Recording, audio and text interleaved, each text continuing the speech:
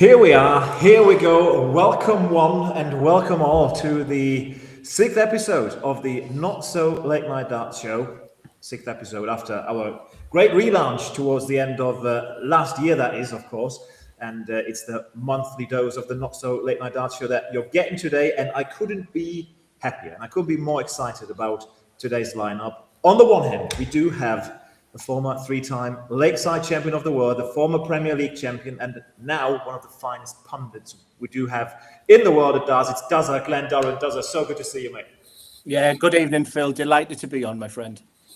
Good to have you. And when we got Dazza, we need someone really good from Northern Ireland as well, don't we? And we've got Northern Ireland's number one. We do have one half of the reigning World Cup of Darts champions, the world number 8. It's Josh Rock. Rocky, good to see you, mate. You too, Phil. Thanks for having me on. Thank you so much for being on the show today, boys. And as my right-hand man, as my wingman today, as the man who looks into the wide world of social media, that's far too difficult for me to understand. We got Mario's with me. Mario's good to have you back as well after taking a little break last month when he took the missus to the movies. that was all right. Great to be back. Good to have you, boys, on a special day for the world of darts, because both of you, Dazza and Josh, you've both been busy today. One of you playing darts, the other one commentating on darts. And Dazza, you just commentated on the final of the Players' Championship event 11 today in Milton Keynes, and we got to see darts history, the first woman ever to win a Pro Tour title on the PDC circuit. Bo Greaves has done it. It's been common, we felt like it, but the way she did it today does absolutely special and spectacular. Yeah, honestly, Phil, I'm shaking. I think that adrenaline that's pumping through my body right now for such a momentous moment, smashing the glass ceiling, Fallon Sherritt was unbelievable. But today just felt special. Now that's on the back of quite a disappointing development to her, where I spoke to her yesterday and she said, I'm not quite sure where my game is at. She was down against Aidan Kirk in her first game, but found a way to win that. And just by the quarterfinals, she beat 3 world champions today, Phil. Gary Anderson, Rob Cross, Michael Smith in the final. She didn't do it easily. It's, listen, as a fan of darts, as a pundit, and, for someone who shouted that winning dart in, I'm still not really over what's just happened. It's a big day in the world of darts. It most certainly is. I mean, Rocky doesn't just mention it then. 3 world champions beat, and the way she beat Gary Anderson, I think Gary, he won't mind us phrasing it that way.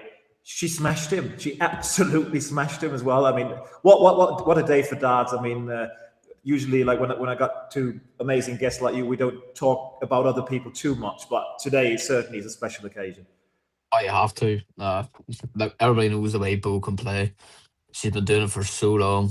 Sometimes she makes it look easy. Obviously, as Glen said in their first game, she was down their first game and found a way to beat Aidan Kirk.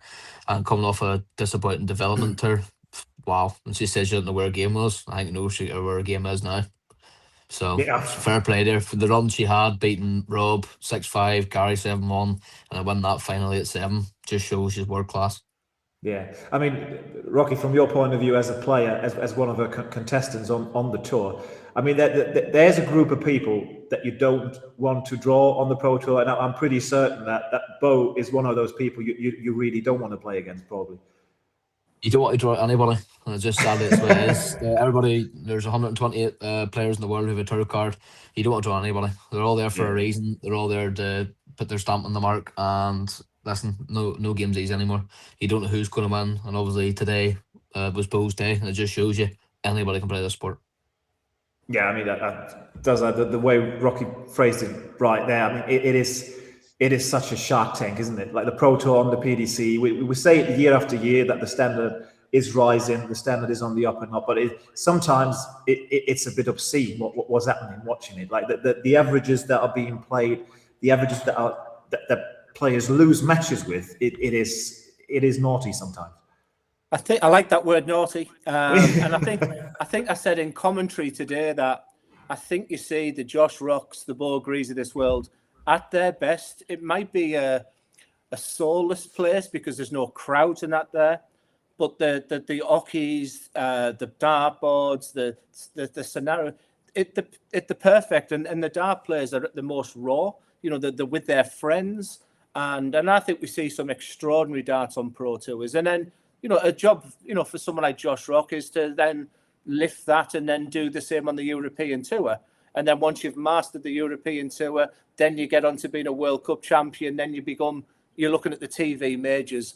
It's what we say, like the pathway from the development tour onto the challenge tour to the next gen, and all the fantastic work that you're doing as well, Philip. It's all part and parcel to lead to staggering moments and big moments, whether it's a TV major. And today feels like one of those like real big moments. And I'm just a fan these days, and it's great. 128 terrific players. And on the back of that development tour, I've been doing the rounds at the academies. Listen, if I was Josh, I'd be practicing, because these 10-year-olds to 15-year-olds, they're coming for you. He's not joking. I've seen them come through. A 5-year-old play with an exhibition, and he was unbelievable. It honestly, like the kids these days, like 10 years upwards, sometimes 10 years and downwards, the way they throw the dart, everything is so, you don't see bet throws anymore as well. Like back in the day, you saw a few throws where you said, I don't know, I'm not sure I would throw a dart like that. But these kids nowadays, they just do it the right way, and it is scary. If I was a professional darts player, I'd be a bit scared. Yeah, the game's never been in a better player, and everything that the European Tour is doing, and everything, the bigger picture right now, whether it's the World Series, the TV events, darts has never been in a better position. And what a wonderful time to be a professional dart player right now. You're right what you're saying there, Glen. 100%, definitely. Absolutely. And I mean, it just goes to show, Rocky, that I mean, players of your caliber, of your quality, on the Pro Tour, you can just have one of those days. And for you, today was one of those days, wasn't it, where it just didn't really click in your match against Adam League. And to be honest, I even said to Rab before I played, I felt very slump. There's a lot of travelling going on with this Premier League, and you have to just try and adapt to what you're doing week in, week out. Choose your tournaments, your European tours, your Pro Tours and stuff. You're managing your schedule, and I've still a lot going on at home. I've just recently moved house. I'm still trying to get a ring in order in there. So, yeah, it's tough. But listen, it's one of these things when you're a professional, you just have to go over it, and we move on till tomorrow. I mean, as Rocky just said it then, I mean, the schedule for the Premier League players especially is so demanding these days. And I don't know how you felt watching Rocky in the Premier League. I mean, you had your Premier League experience as well. We're going to look at that a little bit later. But the way he started, and he had those bad run of results. But the thing that really impressed me about Rocky was the way he didn't let it affect him. Not on the Pro Tours, not on the Euro Tours. It was just he just shook it off, and that is a difficult thing to do, because we've seen players when it didn't work out on the Premier League, that it affected the other events as well. Not with Rocky though, and that shows his mental strength as well, doesn't it? Yeah, I mean, what Josh doesn't realise right now is that he's on a learning curve. You know, the guy who played at the World Cup last year in Frankfurt was by far the best player in that whole tournament. I mean, he dragged Daryl Gurney to produce his best darts. And listen, darts is about the ups and the downs. And Josh is, you know, the travelling, the managing the schedule, the new home. But at the back of that, in the back of my mind, he's got the best job in the world right now. He might not think that at times when he's stuck and he's missing his family and he's in an airport. But I would say to him, this is the best, because I would give anything to just have one go again. You know, but it is tough. That's what managers are there for. You have to manage your schedule these days. You get some players who want to ride through it. But, you know, when he went the 6-7 weeks without winning a game there, that's a test of your character. And I kept saying to myself, this will make him a better player in the future. And I interviewed him and I said, you know, there's been a marketable improvement in your game. And I think that was a lot of what you just mentioned there, Phil, the fact that he could have sulked, he could have gone home, and he could have, like I did. It's funny you should say that, because my dreadful Premier League was in the Milton Keynes Hotel. I was coming back at 52-year-old in tears. Josh didn't. He went on the Pro Tours and the Euro Tours, having success, then that's what you've got to do. But the only thing I would say to Josh right now is he has got the best job in the world. He may not feel like that at times, and whatever's happening to him, he will become much better player because of it. Yeah. I think Rocky does us making a great point there. I mean, we all know it. We're all on the road so much, and of course, it does take a lot out of you. But sometimes it really helps to take this approach and take this view at things. Where I always say in those situations where you might feel a bit tired, give me 5 minutes, I'll find 20 to 30 people on the street that will swap positions with you in an instant. Oh yeah, massively. I know that for a fact. What Glenn said, he's right in the ring, he's same. So that's what I said. You just get on with it. So like, I've managed my schedule as best I can, and I put on a brave face. When it wasn't going so well for them first 67 weeks, it didn't affect me, as you both touched on. Obviously, a decent run at the UK Open, Europeans, and Pro Tours and stuff. You have to. There's so many tournaments going on nowadays. You can't dwell on it. So you have to just like forget and move on. Simple. Yeah, absolutely. And that was very impressive to watch that, actually. Like when you your Premier League journey so far, what's the moment where you'd say, hey, that was slightly special. I might remember that. Well, you know exactly what I'm going to say. The 9 dart in Belfast. It was Wayne Mardle said in the commentary, that came out of absolutely nowhere. It was probably the most I felt under pressure in my life, because I really wanted to try and perform in Belfast, and it wasn't going to plan. And then the 9 darter just came out of nowhere. How many times have you watched that 9 darter so far? How many times did you watch it back? At least 100. Let's make it 101 times. We got it prepared, and we wanted to have a look at it again. We can't go through this show without looking. Absolutely desperate, knowing that he's unable to play his best stuff. That's more like it, pal. His first of the match, and it comes with his back against the wall in this 7th leg, and it will be the last leg if Van Veen wins it. Oh, he couldn't, could he? He could. He could. Go on, Josh, set them alight. Give them what they want, pal. Go on, then. Well, he famously hit one against Van Gerwen at the Grand Slam of Darts. One in the Premier League. On fertile 9 dart soil in Belfast, double 12. Yes! Josh Rock in Belfast, of all places, on his Premier League debut here. He has just canned a 9 dart leg. What a way to announce yourself in the Premier League in 2026. Van Veen applause. Josh Rock milks the... I mean, Rocky, never mind your Premier League run so far, but this probably was the moment of this Premier League so far. I mean, to do that on home soil. And I just realised then, because Wayne Mardle said, set them alight, Josh, set them alight. And I was commentating together with Basti Schweel on German television on Sport 1. And Basti, when you went for that 1-for-1, he said, do it for yourself, do it for Northern Ireland. And once they had gone in, the first thing I said, he will never, ever forget that moment in his life. Never. No, definitely not. Not because it was Belfast. I probably wouldn't have reacted the way if it was in Glasgow or Birmingham or anywhere else. It was because it was on my home soil.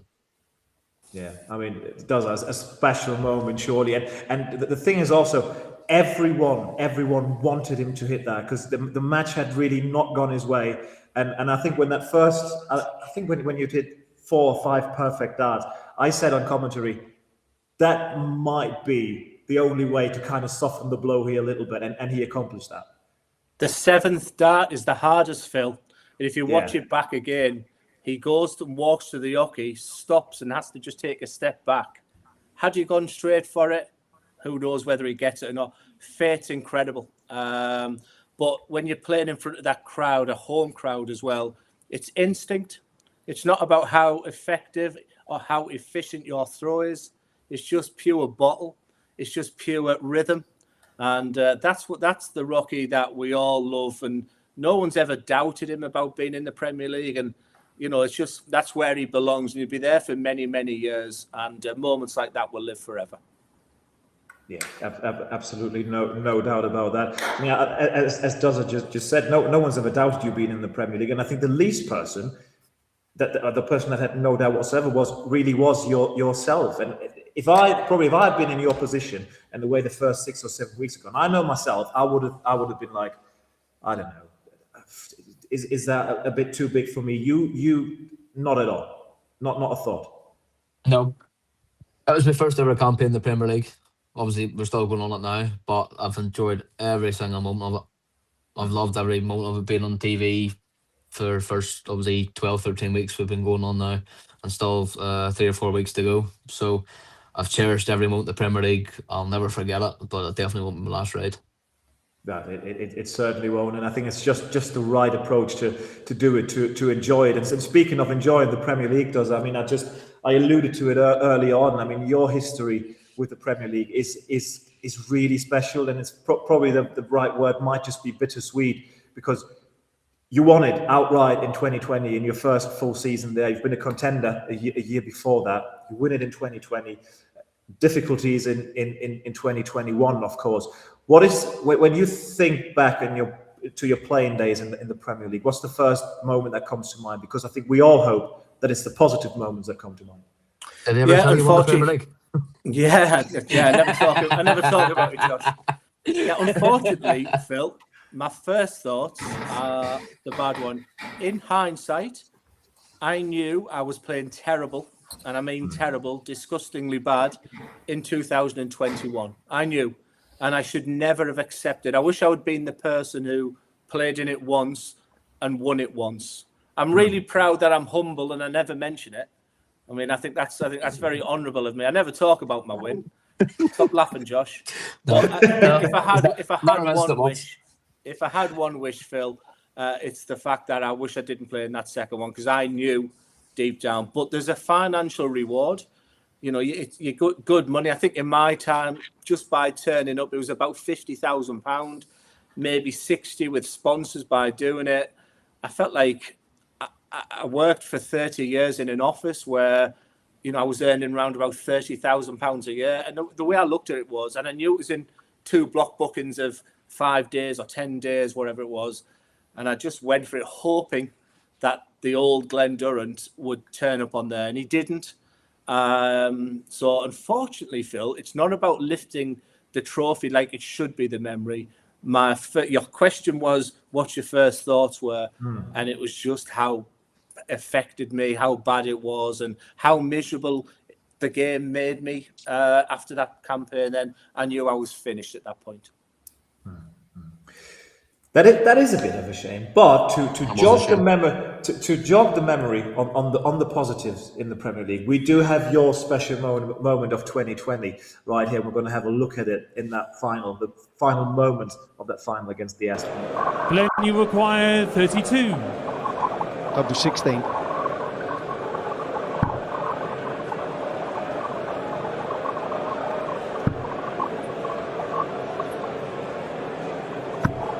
No score. Winning is difficult. As Peter Wright, he knows all about that, missing the double. To be a champion. Yes. Don't think extraordinary comebacks can't happen. Is he staying there? The answer is yes. Glen Durrant will come back. He's already missed 4 darts. Glen, you require 32. At 32. Urging himself on to cross the line. And he has crossed the line. The man who finished top of the Premier League table is now the Premier. It's a strange thing as well, isn't it, when you look back at those empty arenas as well back in the days. That is probably another little something, I'm sure you would have loved to live that title in front of a raucous crowd of 10,000 people or something like that. It's funny because it's like one of my exhibitions now, Philip. That's no crowd. No, but joking aside, when I hit the winning double there, the only person in the arena was the cameraman. The only time, Philip, I thought of the money. When I was winning Lakesides, I was thinking of the trophy and of doing that. That's the only time I hit a double and I thought, get in there, £300,000, happy days. Yeah, well, because there wasn't a lot around you to make you think of anything else. Probably that's what moves to the forefront then. But I don't know what you feel like, Rocky. But watching these videos back in the COVID days, it feels like watching something from 20 years ago. But it's only 4 or 5 years. I know Glen was better looking back then too. So no, me being a darts fan all my life, I watched that Premier League from start to finish when it was in COVID, and I just wondered and want to ask Glen that, what was it like playing with no one there and empty? It's listen, I mean, this is not a joke. I played a World Masters against Adam Smith-Neil in the BDO, one of my last competitions, and it was about 30 to 50 people in the second biggest tournament. I was used to playing in front of not massive crowds. So when I was playing the arenas, they were fantastic. It was straight. Do you remember they put fake noise in? And the match with Gary Anderson, he just kept hitting the rail where there was whistling. And I could see him getting frustrated. I thought, well, he can't be getting frustrated for someone out the crowd. But every time he was going for a dart, he hit that reel where there was a whistle in the back. Whistle. It was a strange night. I mean, when you look back at that, it's strange, and it was what it was. It was, you just had to focus on the board, Josh, and I guess that's what I was good at. Well, I thought it was Sky put the noise on the TV. I thought it was just dead silent with you, so I didn't actually know you actually had a crowd noise in that. That's the first time knowing that now. Yeah, we heard it. And I was thinking, what's he getting for it? And what was also interesting there, Philip, Gary Anderson brought this bizarre dart out he'd never thrown before. And I averaged 87 in that semi-final. And I just thought, I kept thinking to myself, if he just brought one of his normal darts, he'd have won 10-2, 10-3, because my bottle did go in that semi-final. The only match in my life where I couldn't feel my legs and arms. In the final against Nathan, I felt fine. I think I averaged around about 94 in the final. I was okay, but I was just in the realms of like, what's going on with my throw? So someone was looking down to give me one last hurrah there. Hurrah. That's the one good memory. Right. But that memory is there, and that's in the history books, and that will never ever go away. Whatever you do, so that's a fantastic thing. And another thing that never goes away is, hopefully anyway, obviously it's the viewers of our show. And Marius, do we have the one or the other question already that might come up in the chat somewhere? We do actually have a few questions on TikTok. Funny thing is, Connor Scott was watching up just until now. Now apparently he left. But one question for Rocky: are the Rangers still gonna win the league? Marvin Andrews always said, "Keep believing." We're 4 points behind Hearts. It's going to be difficult, but I'll keep believing. All right. Then say that was a long, frigid pause, though. There wasn't it? I thought it was stuck. I froze. And then one other question. People were asking, Glen, if you teleported from the Pro Tour to your hotel room, maybe you can talk us through a day in the life of Duzza when he works for the Pro Tour. Yeah, honestly, I love the Pro Tour. So I'm someone who doesn't trust in my words. I've got to do my work. So I wake up quite early in the morning, and I get the ranking tables and everything printed off. I go and try to meet Josh and the guys, how you're feeling, just to get some intelligence from them. But, you know, the room, the commentary room is quite pokey. It's quite dull. And so, but then you just get the opportunity to watch the best players in the world, I think, playing their best darts. So I absolutely love the Pro Tours. I just think we see some staggering stratospheric averages. I think you see players at their very best. And honestly, to the person that's asked the question, I've never been happier. You've just seen me lift a big title there, but I've never been happier in my life as I am today. Right. And that is fantastic to hear. That's fantastic to hear. I mean, I remember, Dazza, when you, I mean, we saw each other a few times on the European tour when you'd qualified for European tour events.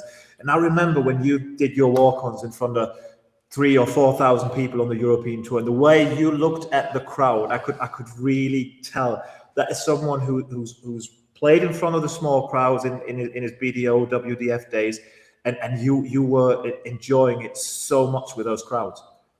And that's what I say to Josh right now. You know, he misses family. He's got a new home and that, but he has the best job in the world. We make sacrifices. And for Josh to be playing in front of 10,000 people in Aberdeen on Thursday, then find something, Josh. Find something from within, because when it has gone, you wish to have those moments back. And I just felt when I was doing European tours, I mean, I love Germany. I adore the place. I think it's absolutely brilliant. And, you know, to go to Holland and Belgium, like I did in the BDO, but to play in front of a massive crowd as a dart player, it should never be taken lightly. It's unbelievable. To stand there throwing the dart in front of that incredible atmosphere is sensational. Yeah, and I mean, Rocky, you are in a great position as well, where I got a feeling wherever you go, you don't get any hassle anywhere. You get a lot of support in Germany, which is great to see, because I mean, a lot of the European tour events are being played there. That must be great for you as well to see that. Yeah, I think as they always say, just be you, and me being me has got a lot of support behind me. My character, my personality, a lot of people love it. So I think for just me being me, it helps me out a lot. So yeah, well, it's great to see the world. We might not get to see obviously the tourist attractions of the places we're in, but being there, representing yourself in the PDC and being ranked on the top of the world, it's phenomenal to get to these places, what the PDC do for us. Right, that's amazing. By the way, Rocky, do you happen to have a bit of light in your hotel room? It's getting quite gloomy. There he is. We can see him now as well. I put 50p in the meter.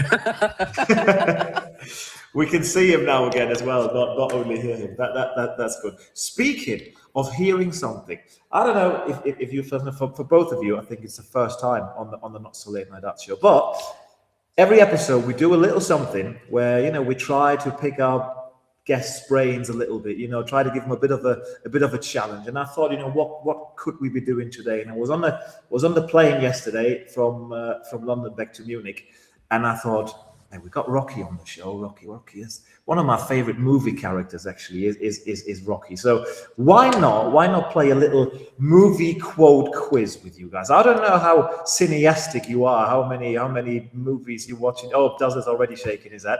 I like movies, so hopefully. Rocky likes the movies. So we'll see. Dazza, you not so much.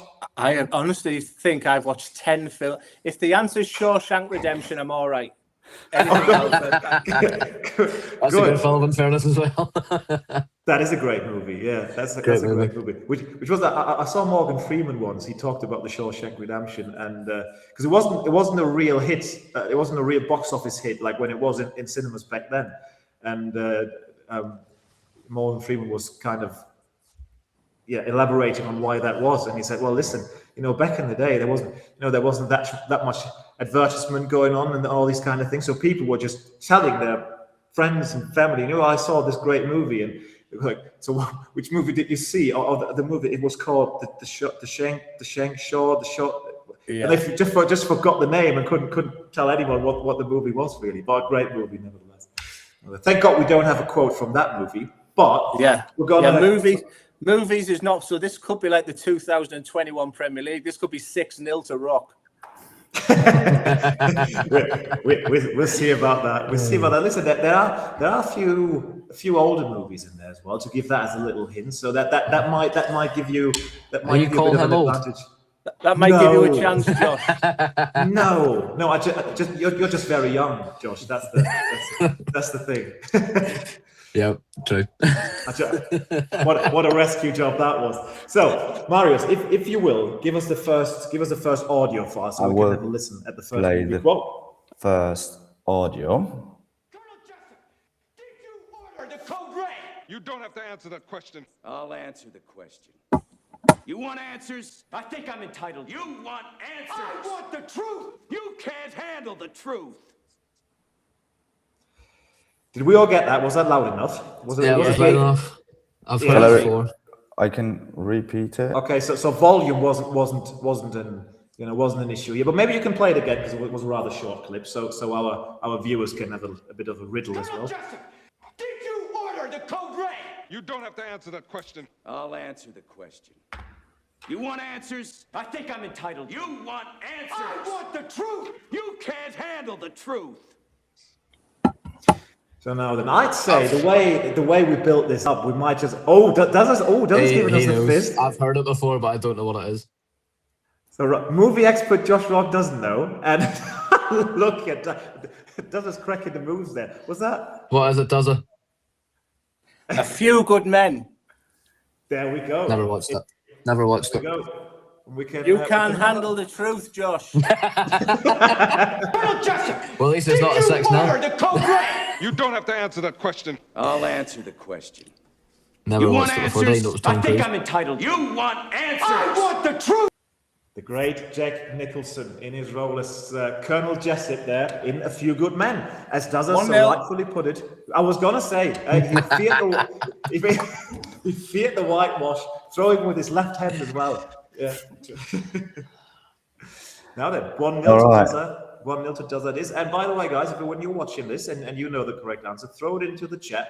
So maybe Mario's season can give you a bit of a shout out if you got the correct answer. Will do. All right, you ready for the second one then? Let's go for the second one. Me watching. He takes the knife to her, I know it straight away. laughing while he does it. I know it.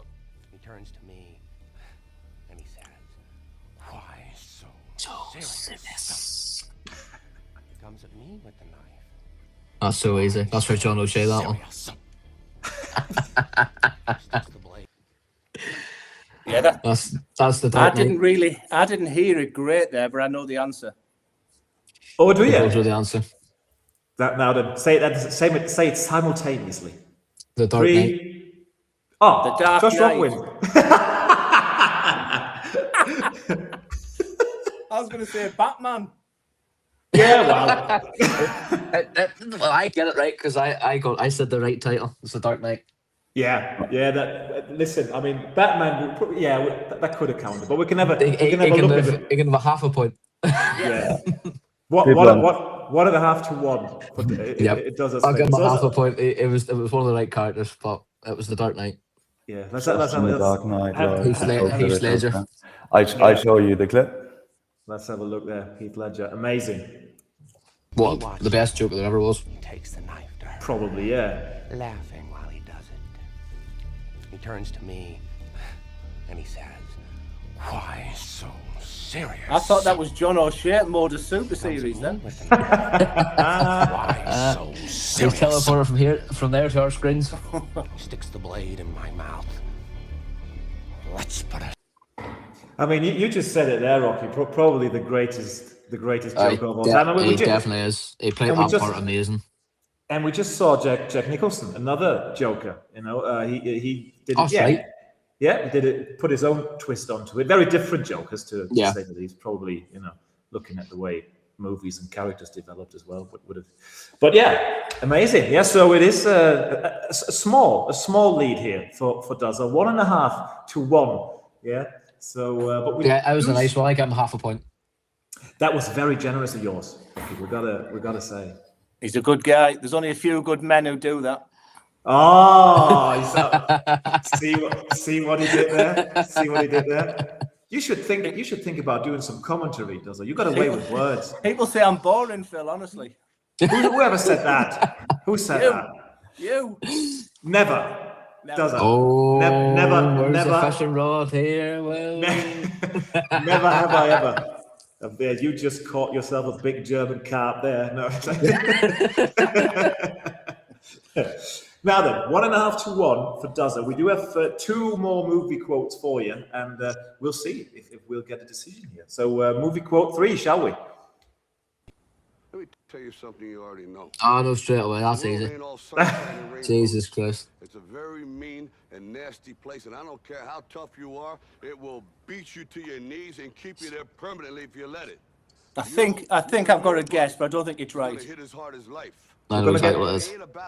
We're gonna let Duzza go first then with his guess. Get it and keep moving forward. And I don't think it is, but I'm going to go Goodfellas. That was incorrect. So over to you, Josh Rock. It was Rocky Balboa. Was it? The film Rocky Balboa. So you've Obviously, given him the Joker. You've got Rocky 1, 2, 3, and 4, and 5, but that's the Rocky Balboa. It's the sixth one they made. So you've given him John O'Shea the Joker. You've given him Rocky Balboa his nickname. The last one's got to have something to do with. What can the last one have something to do with? I was going to say I couldn't find that. I couldn't find that boxer story called Duzza. I didn't find that. I did. But let's have a look at the inspirational speech there Rocky Balboa gave. I actually used that quote a lot in my life as well. It is a great speech. It's a fantastic quote.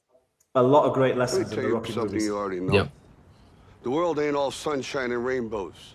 It's a very mean and nasty place, and I don't care how tough you are, it will beat you to your knees and keep you there permanently if you let it. You, me, or nobody is gonna hit as hard as life. But it ain't about how hard you hit. It's about how hard you can get hit and keep moving forward. How much you can take and keep moving.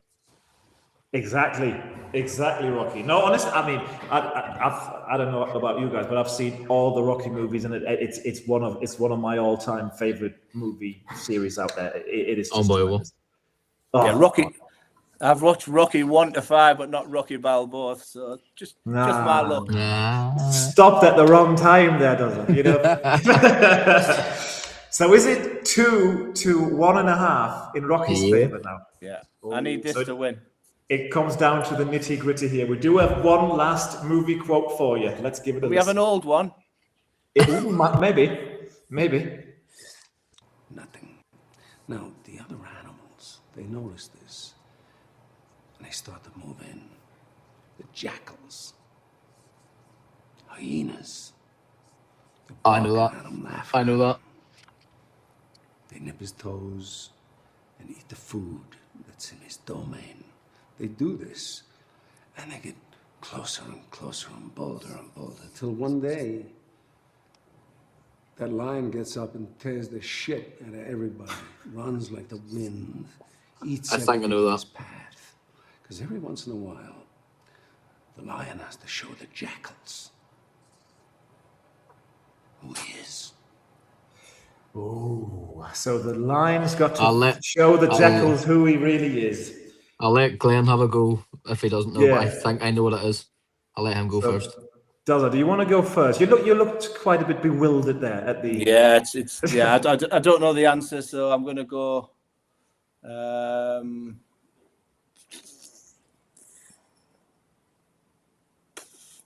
birds. The birds, which is incorrect. Rocky, over to you. Is it Welcome to the Jungle? It's not Welcome to the Jungle either. It's not Welcome to the Jungle either. So, shall we have a look at the movie clip that this quote was taken from? Let's have a look. Nothing. Now, the other animals, they notice this, and they start to move in. The jackals, hyenas, they're barking at him, laughing at him. They nip his toes and eat the food that's in his domain. They do this, and they get closer and closer and bolder, till one day, that lion gets up and tears the shit out of everybody, runs like the wind, eats everything in his path. Because every once in a while, the lion has to show the jackals.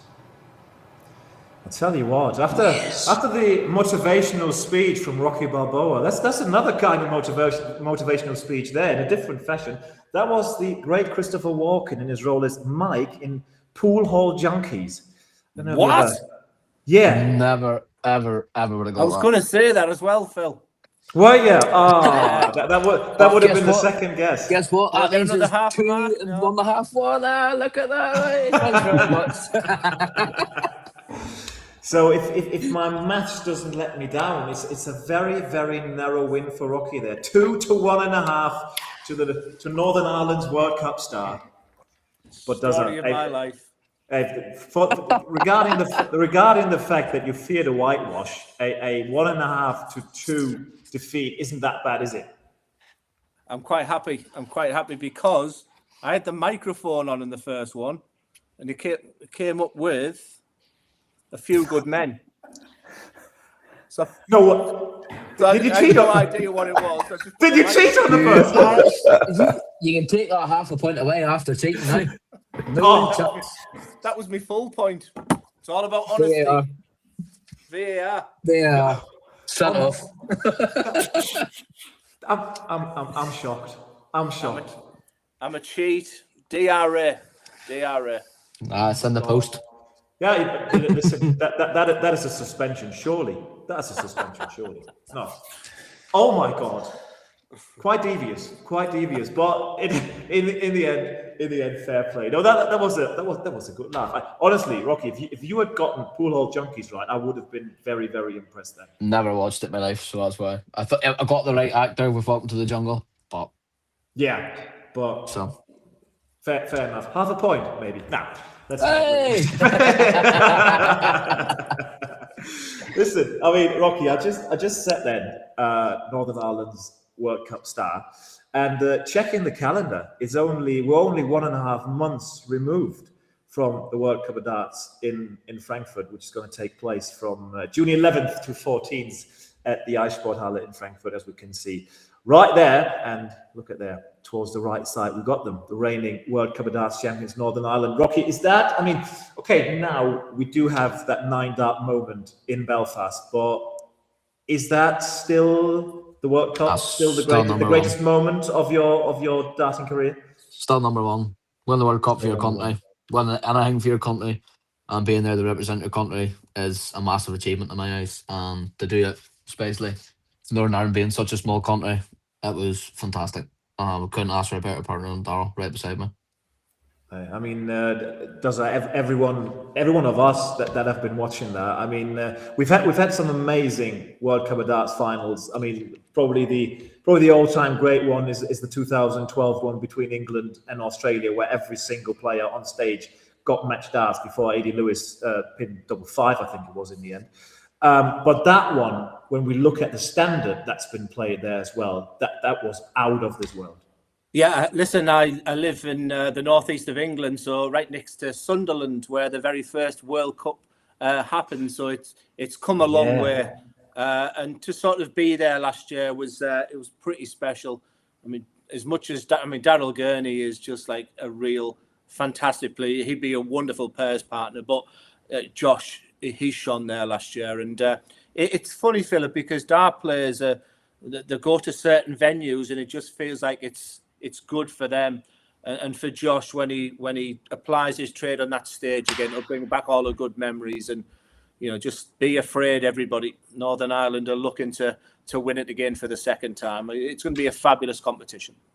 Right, I'm sure they will be looking for that. But before looking that far ahead, let's have a little look back at those final moments of the 2025 World Cup when Northern Ireland picked up the glorious trophy for the very first time. We've got the footage ready here for you. In a second. I should have said that. I went off the script there. That is all right, because it's about to play. Maybe we can add in one community question. Oh, absolutely. Go for it. Yeah. Last week we saw one of the weirdest 180s ever, I think. Oh God, yeah. Rocky, maybe you can talk us through it. What went through your head? Was it a 180 for you? Well, obviously Charlie's referee, and I looked closely as well. It was touching, but it definitely deflected massively, hit the bottom wire towards like the thin bit of the 20, and bounced straight back up in. So I probably wish I didn't hit it, because I ended up losing the leg. and I think it maybe put myself off a bit because I was in shock. But maybe if that 9-darter did go in, there'd be a lot of VAR checks to make sure it was actually able to enter in properly. So, but to me, it was touching the board. If the point is touching the board, it counts. So. No, let's not go to the VAR in darts. Let's not go there. I mean, I saw so many comments about that 180, and so many people were saying, "I've never seen the like." I immediately remembered a 180 that Steve Beaton hit. I'm not quite sure where it was, but it looked very similar. The way the dart kind of bounced out at first and then kind of slid back into the board. Yeah, I feel like I've commentated on a 1,000 legs at the Motor Super Series, and the only one I remember was something similar to happen there. But it's one of those double take moments as a fan. I watched it from home last week, and it was just a case of what really happened there. But what I would say is our brilliant referees never get anything wrong. If they say it's a 180, I'm happy with that. Absolutely. I was going to say, if Charlie Costafine isn't your bar of justice on the stage to let you know if it wasn't in or if it was in. Now then, we do have the World Cup video ready, which is fantastic. Let's have a look at those moments. I'm sure this is at least the 101st time for Rocky watching this footage as well. It's a little longer clip. That's why it needed some right time. Finishing from the Welsh, keeping a minute. But the scoring from Northern Ireland. They've hit 11 180s.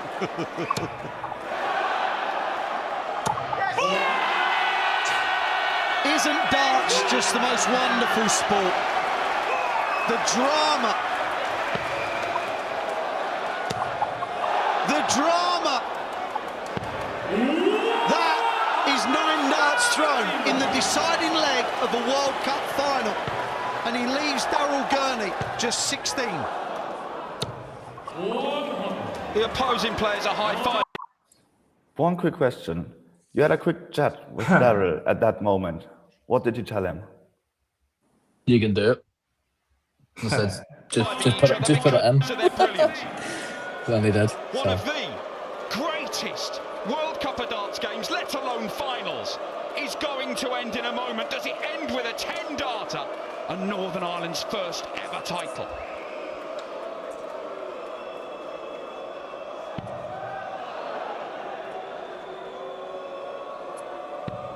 Daryl Gurney has just won the World Cup for Northern Ireland. It is one of the most astonishing finals this tournament has ever seen. One of the greatest pairs partnerships we have ever seen in Clayton and Price. Can only applaud them for what is a devastating display of scoring and nerve that lifts this trophy for the first time in their history. They are crying with delight here in Frankfurt. All 4 players know that they have been involved in what was the most wonderful World Cup final you may ever see. And Daryl... I mean, when we look at this clip, I mean, we're going to start with you before we come back to Rocky. Everything is perfect about this.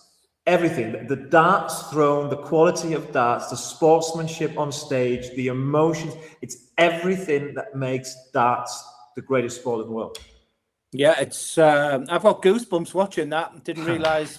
I couldn't remember how good that was, but partnerships about Josh was tremendous. So Daryl's sort of just has to hang on to his shirt tail during when you've got a pairs partner playing so well. So for Daryl Gurney to hit the 180 to leave the 187 is one thing. Then to watch his partner the 171, and the question was asked. Josh simply said, "Just go and hit it." Daryl Gurney's been there and done it. Yet the emotion, and just another point as well, how good sportsmanship was Team Wales, Price and Clayton. They give them the best moment there ever. But finally, Phil, just about 20 minutes later, I went back after doing what I was needing to do, and Daryl and Josh were in the stands, just sat there on their own, an empty stadium, empty arena. They just sat there with a trophy, and they couldn't quite believe it. That was a magic moment. Yeah, I mean, Rocky, I'm sure those memories live within you quite vividly. I mean, it we're only a year removed from it, but those emotions, they were so raw, and that happiness and that moment of lifting the title for your country, I don't think there's anything quite like that. Oh, definitely not. Whenever you put that jersey on for your country, you have to turn into a different animal. As I said before, not many people get to represent their country in any sport, and for me and Darrell to represent Northern Ireland was a massive achievement for us together. And the year before, obviously, I played with Brendan, and we got to the quarter-final and fell into the winners of England. And Brendan was distraught, and I said, look, you done your best, it's all you can do. But I said to myself that I knew there was just something missing between me and Brendan, and I believed, and I told Brendan this too, and he agreed himself. He said for a long time, I said, I think it'd be me and Darrell, the only people who could win this World Cup for Northern Ireland, and he was the first to agree straight away. And he even said last year, when it was still between him and Darrell, who was going to be my partner, he said he was going to pull out anyway and let me and Darrell play together. Look at that. We got Marius thinking on his feet there, finding us the right photo that Doza was alluding to. I mean, for all of us that were there, that was quite special. And as you just said, Rocky, I mean, it's been in the making somehow. And you two, Daryl, and you get along so well. And this team chemistry at the World Cup of Darts, that's a factor that must not be underestimated. 100%. Yeah. Look, you need to click with your partner. If you don't go on with your partner, personally, it's not going to work. And I think everybody knows that. So I just could be happier this year, and I look about 4 stone lighter as well because I've lost all the weight. So I mean, it does. You as a pundit as well. I mean, and you have represented England on many occasions in back in the BDO days. So you know exactly that feeling, or that different feeling, sort of wearing your own playing shirt with your name on it, and then wearing the shirt with your country's flag on it. And I mean, it makes a massive difference. And I think apart from the World Championship, which has got its very own pressures for obvious reasons, there is no tournament quite like the World Cup of Darts where you can feel this immense tension. Yeah, I played in the WDF for my country, and it's from the opening ceremony. You're not representing yourself. You're representing your country. But it's very inspirational, and it's got to be a motivation for Josh and Daryl going forward. And what I would say to Josh is, if he wins it this year as well, he might be able to afford a hotel which has got a light above him for the Not So Late show next year. That's not great. The lightings aren't good in this room at all. Is the lighting on there? I keep pushing. No, but the light's like over in the corner. No, I'm in the toilet. Unless you want me to sit in the toilet. I was gonna say only for humble Premier League winners. Wait for that. He doesn't mention winning the Premier League. No, he doesn't. He never does. Wait, never does. Get me a glass of water. They're coming now. Well, I would love if someone actually walked in that moment. I would. We're just waiting for the halo to appear above Doza's head there. That's just the only thing we need right now. But that is basically bottom line what we can say about the World Cup of Darts. I know it's in the summer. We all know it's a 10-1 in the Ijssport Halle. Did you see the sweat on me last year? Jesus Christ. Were you sweating? We couldn't tell. No, definitely not. That's why I said about wearing shorts last year. I thought it was. I remember your words, Phil. Frankfurt was cold before the World Cup. The weather turned bad after the World Cup. Yeah. It just seems to be in those 4 days. It's a heat wave every time. Every year. The last 2 years I played, heat wave. Yeah, absolutely. So no question what the weather's going to be like this year. It's going to be sunny. I hope it's absolutely raining. But we can only say, like, to the fans, get there. It's such a special event. Honestly, it is without a shadow of a doubt in my top 3 of all PDC competitions, because seeing those emotions that we just seen shared between Rocky and Daryl, only the World Cup of Darts gives you that. So June 11th to 14th, get there, boys and girls. And I think we've now got around about 5 minutes left in the show. So I think it's time to throw it back social media corner to Marius and maybe enlighten us with a few more questions from the World Wide Web. Can do. Maybe one question for Josh. Or Doza, you're doing commentary. Josh, can you ever imagine doing commentary after you tried? I don't know. Never say never. Maybe when I'm dead and buried and the one finish, never say never. But I'm not as good as. Doza, look. I'm definitely not as good as when it comes to certain scenarios and saying certain words that mean anything. Obviously, during games as well as does, you know. He puts the time and effort in, looking at the world ranking, look where everybody is, asking the question. Honestly, probably not. I wouldn't be as any good as does is. 100% not. It would probably have to be Northern Irish television as well. I don't think many people would understand me, so it probably wouldn't work. All right, then one question for Doza. So you've done both. You've played and you did commentary. If you get to choose only one, which would it be? Commentary. I was going to say commentator. Yeah, I love it. The pressures are throwing the dart. It's the highs and the lows. It's quite hard. I've found something I really enjoy in my life. You look for transferable skills in life, and I was a housing manager, council house manager for 30 years. I had this period where I was a very, very good dart player, but I'm learning every day, and I'm putting that knowledge of being a dart player plus that 30 years of managing staff and trying to create a life for me after darts. And like I said, I'm a granddad these days as well. Life is just wonderful, but I reiterate, Josh, go and win Aberdeen. Just remember those words, that right now you're living your best life job in the world. Now. And go and win Aberdeen. Will do. I was going to say, Doza, you do a few exhibitions as well here and there. And how are the darts actually flying at the moment? Now that you get to play the game without the pressures. Really good. I'm playing really good darts again. Not to the level of what you're seeing out there, but there was a period of time where I think I went to a gala in front of 18,000 people when I was expecting something of a lot smaller. You were running it, Phil. I played Steve Beaton, and those days were just awful because I was falling over the hockey. I had no belief. I couldn't pull my arm back with tension. I'm actually playing some really good stuff now. I know it's a development tour, but I had a really good match with Jack Drayton, which I beat him a couple of weeks ago in Blackpool. So I'm not embarrassing myself no more now, and I'm throwing lots of 180s. My finishing is still as good as ever. I'm back enjoying it again. But if you said to me, right then, Glenn, you've got a competitive game in 4 weeks, I think that's when the psychological things that's happened to my darts career. But right now, touch wood, Philip, the darts is going really, really well. Right. That is fantastic. So basically, everyone here, everyone in this round, in a fantastic position. Everybody happy. Could we find a better last word to this sixth episode of the Not So Late Night Darts Show? I don't think we could.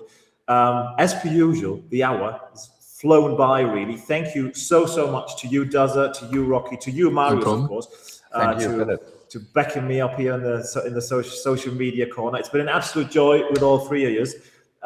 Best of luck, Rocky, tomorrow. Thank you. You'll do fine. Best of luck in Aberdeen as well. I'll be commentating on that on Sport 1, so I'll be watching.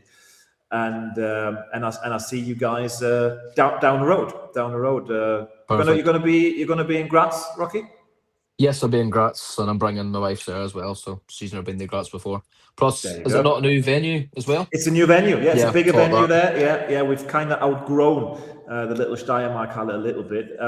Hopefully, the new venue is not going to be as hot as the Steiermark-Halle as well, because as far as temperature goes, that's pretty close. That's pretty close to Frankfurt, isn't it? Yeah, that's always pretty warm too. Yeah. Right. Amazing. Can't wait to see you guys down the road. Can't wait to see all of you that watched us tonight at PDC events in the coming weeks and months and wherever. Thank you all so much for watching tonight. Thank you once again to Rocky, to Doza, to Marius. keep your eyes peeled on the PDC Europe social media channels, because in May we'll be back with another episode of the Not So Late Night Art Show, and we'll have another 2 amazing guests on the show. Thank you so much, everyone. Have a good night. Enjoy yourselves. See you soon. Thank you guys. Thank you. Thank